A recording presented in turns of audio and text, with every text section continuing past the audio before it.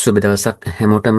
අද 2025 ජූනි 21 වනදා අස්වැසුම සමාජ සුබසාධක යෝජනා ක්‍රමය සම්බන්ධව සුබසාධක විදලා මනරම නිකුත් කළ විශේෂ නිවේදනයක් වෙතයි ඔබේ අවධානය යොමු කරවන්නේ. මේ නිවේදනය අස්වැසුම 2025 ජූනි මාසයේ වැඩිහිටි දීමනාව සම්බන්ධවයි. 2025 ජූනි 19 තමයි මේ නිවේදනය නිකුත් කර තිබුණේ. වයස අවුරුදු 70ට වැඩි අස්වැසුම් ප්‍රතිලාභී පවුල් තුළ ජීවත් වන වැඩිහිටියන්ගේ ජූනි මාස දීමනාව බැංකුගත කිරීම සම්බන්ධවයි.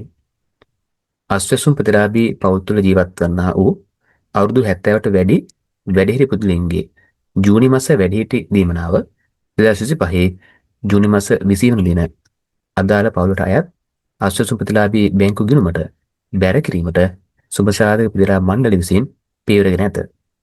ඒ අනුව ප්‍රතිලාභී පවුල් 5,99,662ක් සඳහා රුපියල් 2,998,310,000ක මුදලක් ප්‍රතිලාභීන්ගේ බැංකු ගිණුම් වලට ගිණුම්ගත කර ඇත.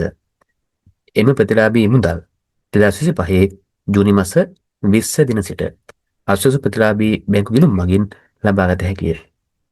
ඒ අනුව මේ නිවේදනය තුළින් ඔබට ලබාගත හැකි වැදගත්ම කාරණා තමයි වයස අවුරුදු 70ට වැඩි අස්වැසු ප්‍රතිලාභී පවුල් ජීවත් වන වැඩිහිටියන්ගේ ජූනි මාස දීමනාව 2025 ජූනි මාස 20 වන දින සිට ඔබට ඔබගේ ගිණුම හරහා ලබාගත හැකියි. මේ සම්බන්ධ නිවේදනය ඔබට වගේමයි තවත් කෙනෙකුට වැදගත් වේ හැකි නිසා අපි ඔවුන්ටත් මේ නිවේදනය ෂෙයා කරමු.